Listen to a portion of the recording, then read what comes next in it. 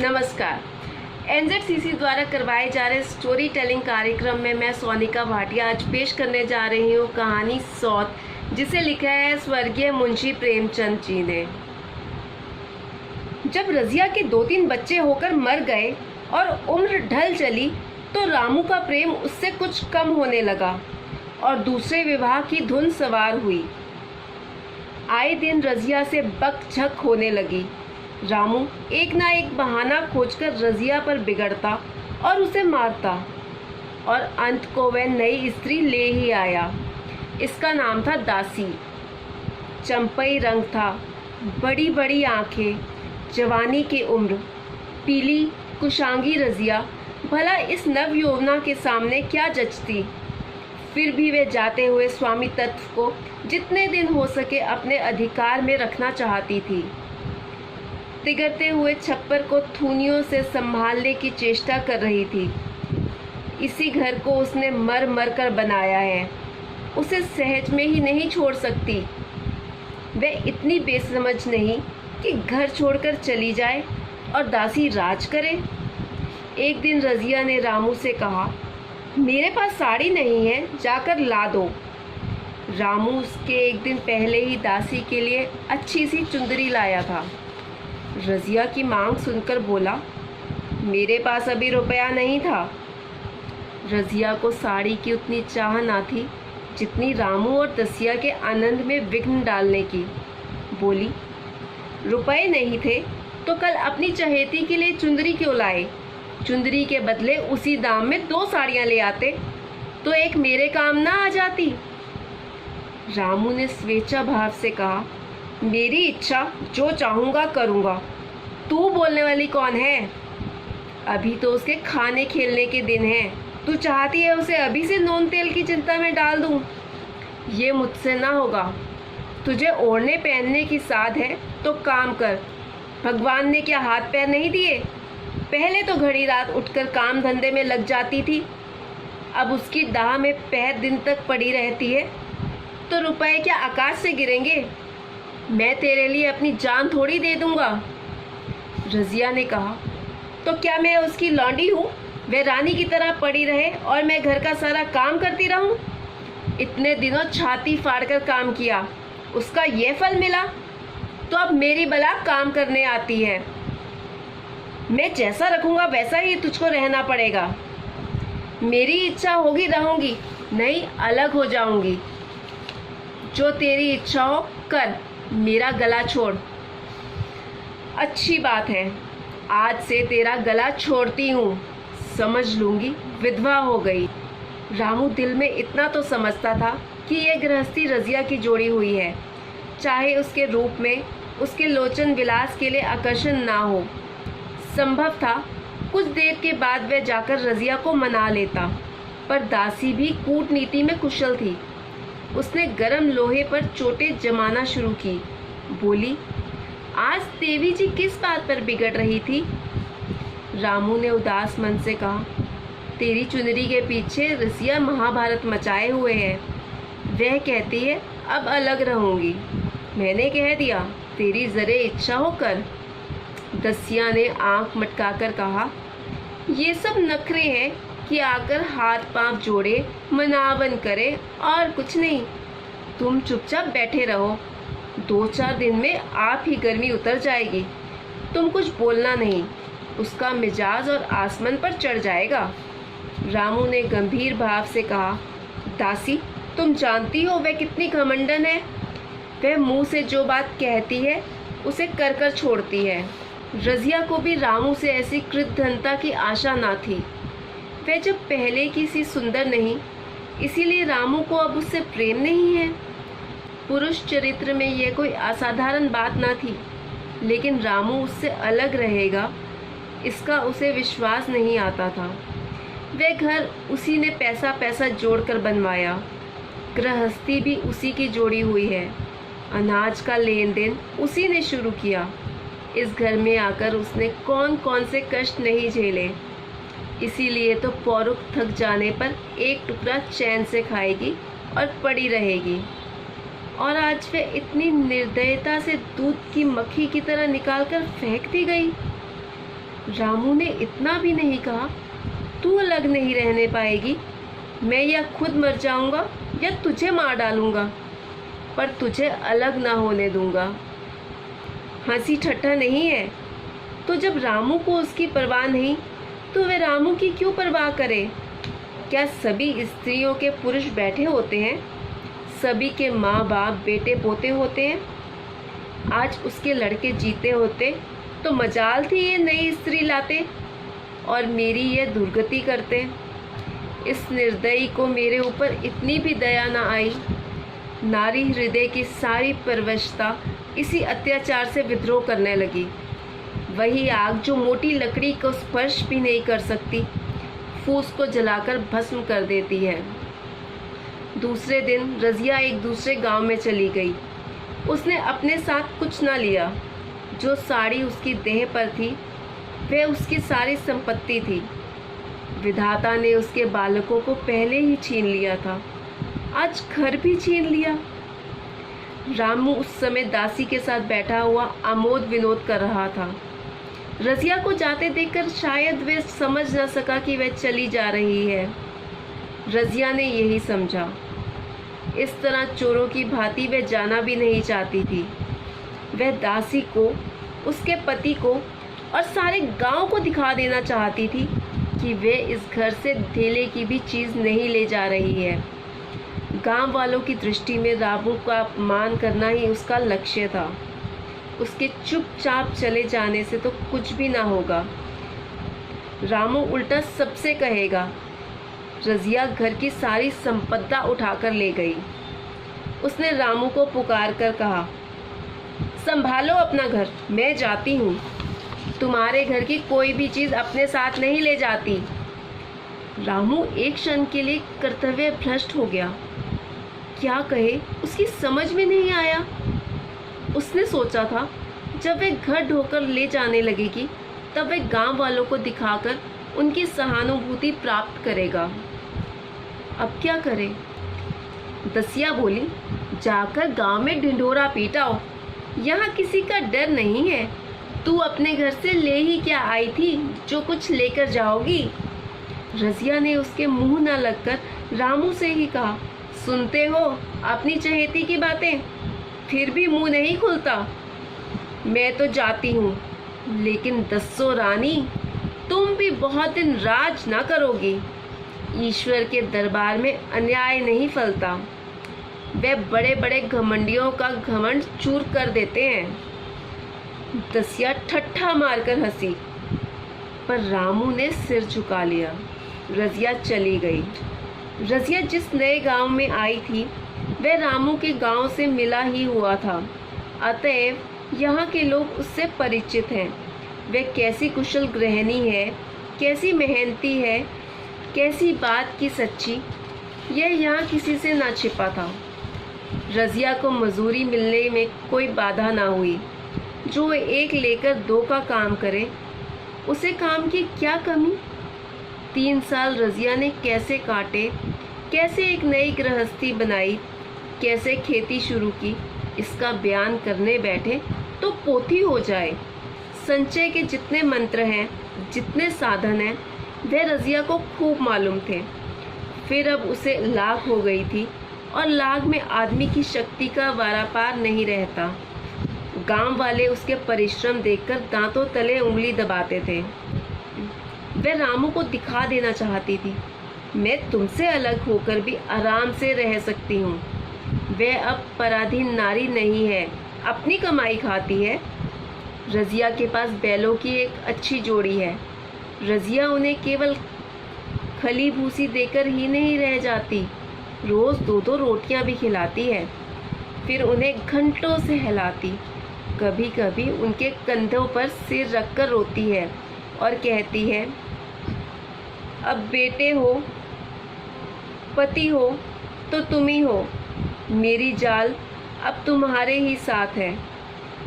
दोनों बैल शायद रज़िया की भाषा और भाव समझते हैं। वह मनुष्य नहीं, बैल हैं। दोनों सिर नीचा करके रज़िया का हाथ चाटकर उसे आश्वासन देते हैं। वह उसे देखते ही कितने प्रेम से उसकी ओर ताकने लगते हैं, कितने हर्ष से कंधा झुलाकर पर जुआ रखवाते हैं और कैसा जी तोड़ काम करते हैं। यह वे लोग समझ सकते हैं जिन्होंने बैलों की सेवा की है और उनके हृदय को अपनाया है। रज़िया इस गांव की एक चौधराइन है। उसकी बुद्धि जो पहले नित्य आधार खोजती रहती थी और स्वतंत्र रूप से अपना विकास न कर सकती थी, अब छाया से निकलकर प्रौढ़ और उन्नत हो गई है।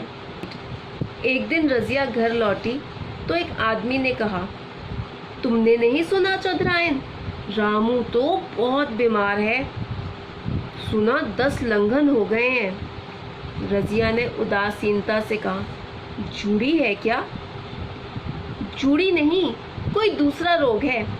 बाहर खाट पर पड़ा था। मैंने पूछा, कैसा जी है रामू? तो रोने लगा। बुरा हाल है, घर में एक पैसा भी नहीं दवा दारू करे। दसिया के एक लड़का हुआ है। वह तो पहले भी काम धंधा ना करती थी और अब तो लड़कोरी है। कैसे काम करने आए? सारी मार रामू के सिर जाती है। फिर गहने चाहिए, नई दुल्हनियाँ, यूँ कैसे रहे? रज़िया ने घर में जाते हुए कहा, जो जैसा करेगा आप भरेगा। लेकिन अंदर उसका जी ना लगा।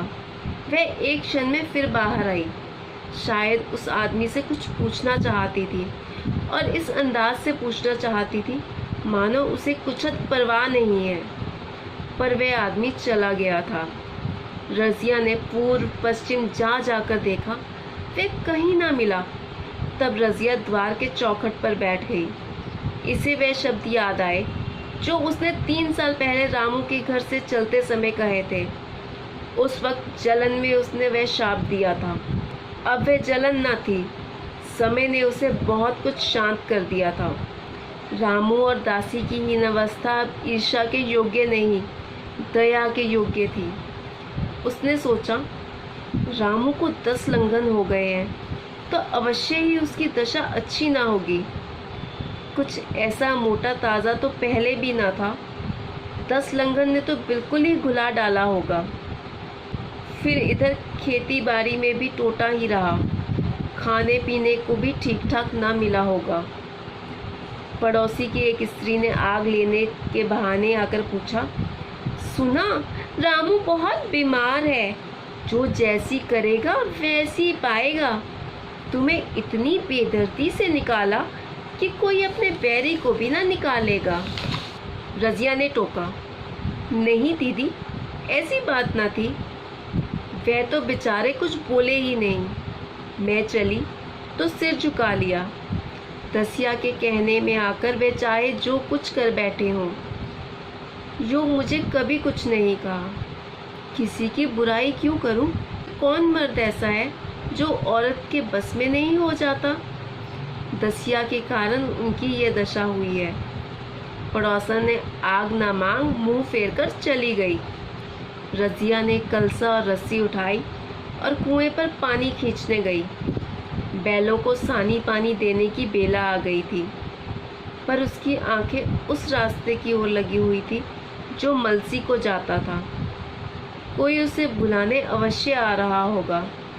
नहीं, बिना बुलाए वे कैसे जा सकती है?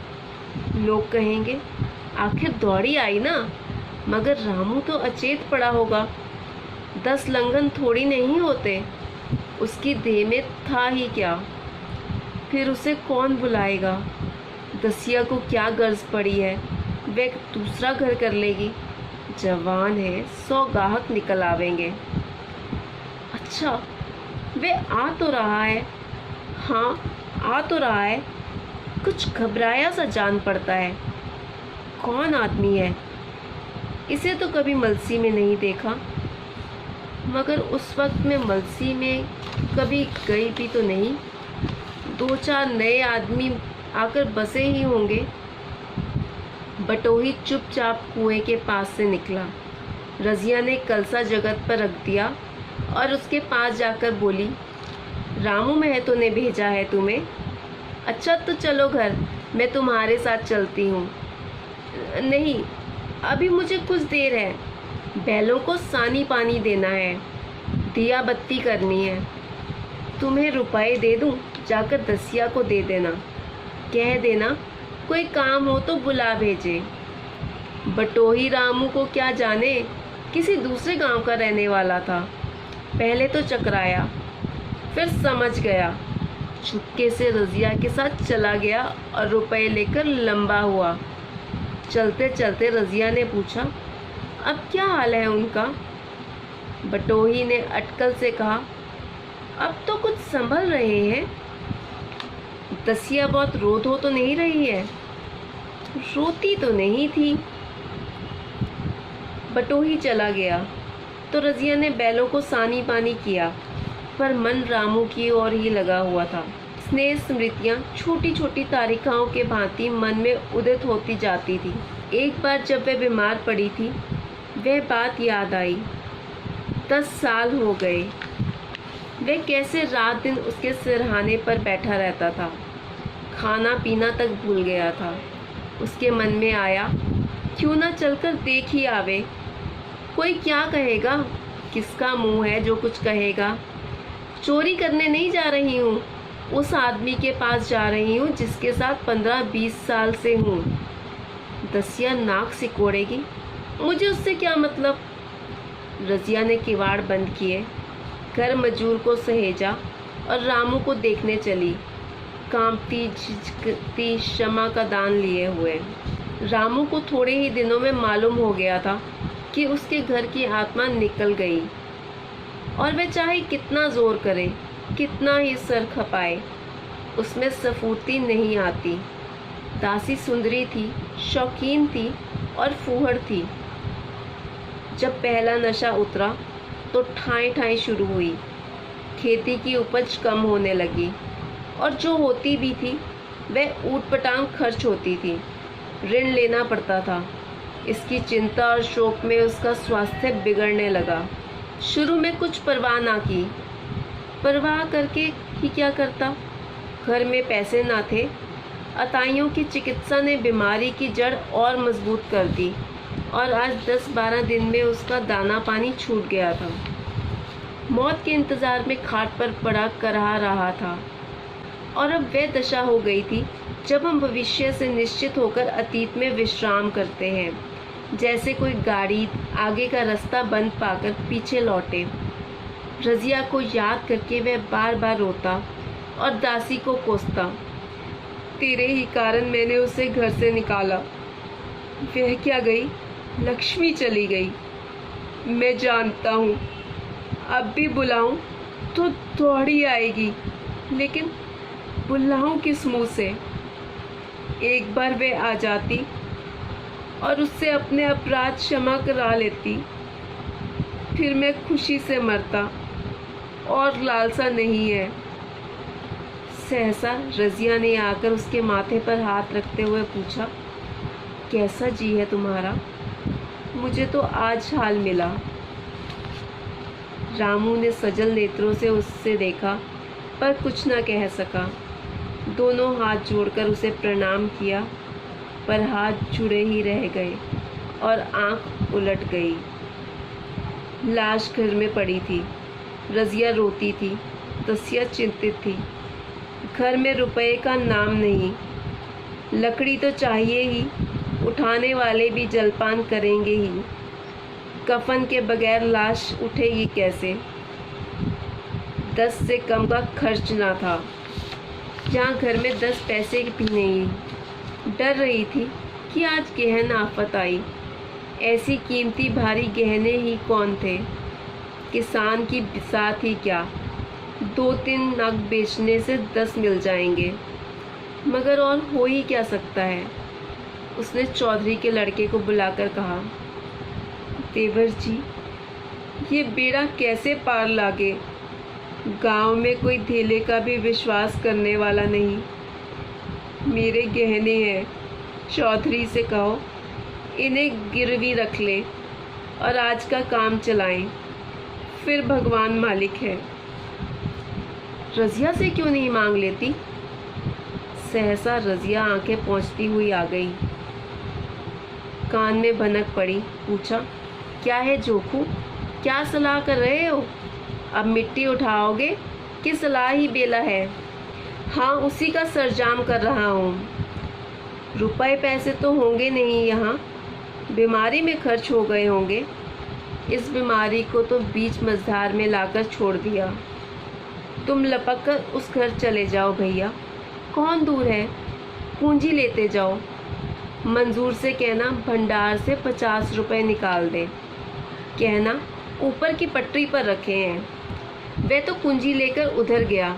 इधर दसिया राजू के पैर पकड़कर रोने लगी। बहनापे के ये शब्द उसके हृदय में बैठ गए। उसने देखा रज़िया में कितनी दया, कितनी क्षमा है।